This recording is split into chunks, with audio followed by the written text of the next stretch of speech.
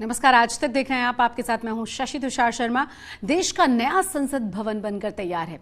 ये इमारत भव्य है, बड़ी है और आजादी के बाद देश में बनी सबसे बड़ी सरकारी इमारत भी है। 28 मई को दोपहर 12 बजे प्रधानमंत्री नरेंद्र मोदी नई संसद भवन का उद्घाटन करने जा रहे हैं। उद्घाटन समारोह में सभी पार्टियों को न्योता दे दिया गया है।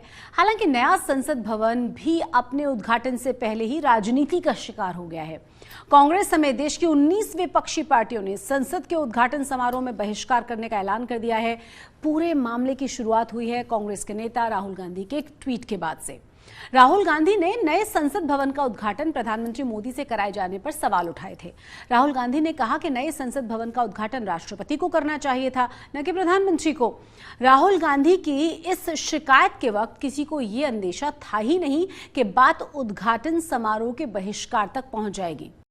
हम तो चाहते हैं प्रधानमंत्री जी रहें, हम चाहते हैं वहाँ उपराष्ट्रपति जी रहें, हम चाहते हैं राष्ट्रपति जी भी रहें, पर संविधान की बनाने के सदन का उद्घाटन संवैधानिक मुखिया से कराओ। सिर्फ इसलिए न कराओ कि वो आदिवासी है, दलित हैं, महिला है, या उपराष्ट्रपति को मत बुलाओ कार्यक्रम में, उनको अपमानित करो। वो हमारे सभापति हैं राज्यसभा के, आपने उनको नहीं बुलाया, ये अपमान है राज्यसभा का।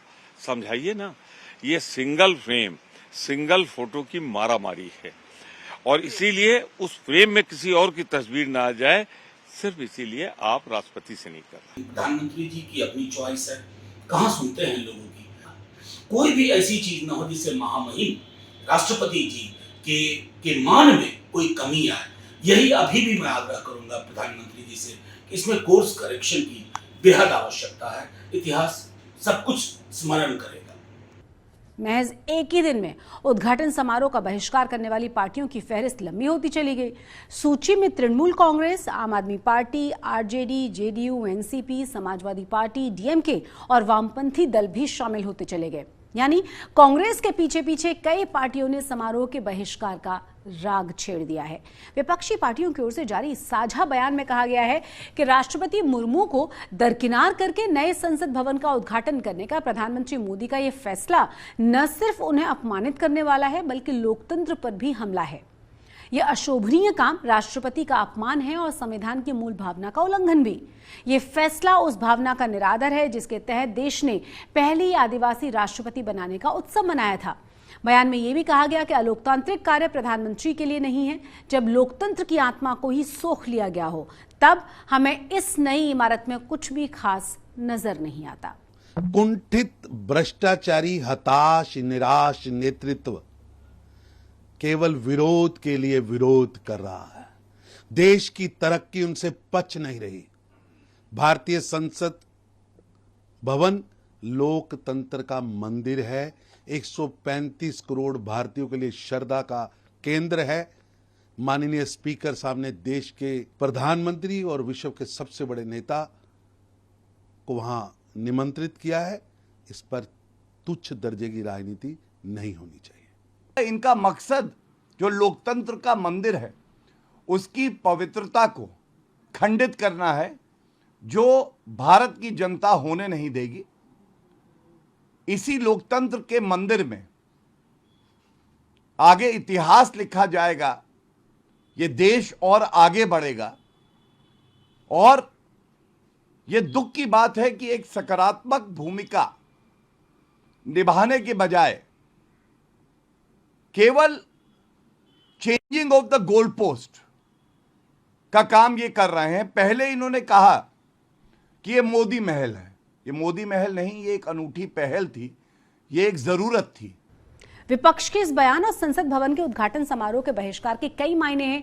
देखा जाए तो विपक्षी दलों का यह बहिष्कार आने वाले लोकसभा चुनावों के समीकरणों को दर्शा रहा है। बहिष्कार के फैसले से जाहिर हो रहा है कि विपक्ष आने वाली चुनावी लड़ाई के लिए एकजुट हो रहा है। ध्यान देने वाली बात यह भी है कि राहुल गांधी ने द्रौपदी मुर्मू को न बुलाए जाने का मसला उठाया है।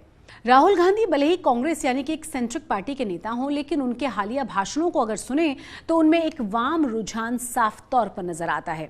वो कर्नाटक में कांग्रेस की जीत को गरीबों की जीत बताते हैं, सत्ताधारी दल बीजेपी और मोदी पर पूंजीपतियों के साथ सांठगांठ के आरोप लगाते हैं। राहुल गांधी के चुनावी भाषणों में सामाजिक न्याय के मसले जोर शोर से उठाए जा रहे हैं। वो जातीय जनगणना की मांग करते हैं। इधर बीजेपी की बंपर चुनावी जीत का एक कारण पार्टी को जात पात से इतर हर वर्ग का समर्थन मिलना भी माना जा रहा है। ऐसे में विपक्षी नेता जाति से जुड़ी भावनाएं उभार कर बीजेपी की चुनावी संभावनाओं पर कुठाराघात करना चाहते हैं। इस बात के पूरे आसार हैं कि विपक्षी दल द्रौपदी मुर्मू के तथाकथित अपमान के मसले पर तूल देकर दूर तक इसे ले जाए। विपक्ष ने अपने बयान में लिखा है कि मोदी सरकार के खिलाफ अभियान हर हाल में जारी रहेगा। जहां संसद भवन के उद्घाटन समारोह के बहिष्कार में लोकसभा चुनाव की तैयारियों का अक्स नजर आ रहा है, वहीं समारोह में शामिल होने वाली पार्टियां भी आने वाले दिनों की तस्वीर साफ कर रही हैं। जहां 19 पार्टियां समारोह का बहिष्कार कर रही हैं, वहीं टीडीपी, वाईएसआर कांग्रेस और बीजू जनता दल ने उद्घाटन समारोह में शामिल होने का न्योता स्वीकार कर लिया है। दरअसल टीडीपी एनडीए में शामिल होने की उम्मीद में बीजेपी के करीब आना चाहती है। अगर बात नवीन पटनायक की करें तो नीतीश कुमार से मुलाकात के बाद उन्होंने साफ कह दिया था कि उन्हें अभी किसी तीसरे मोर्चे की कोई संभावना नजर नहीं आती। इसमें समझने के लिए बहुत कुछ है, बाकी आप खुद समझदार हैं। चुनाव से जुड़े हुए ऐसे ही दिलचस्प खबरों और विश्लेषणों के लिए आप देखते रहिए चुनाव आज तक। वीडियो को पसंद करें और अगर ये वीडियो पसंद आता है तो लाइक जरूर कर दें। साथ ही साथ हमारा चैनल सब्सक्राइब करना न भूलें। नमस्कार।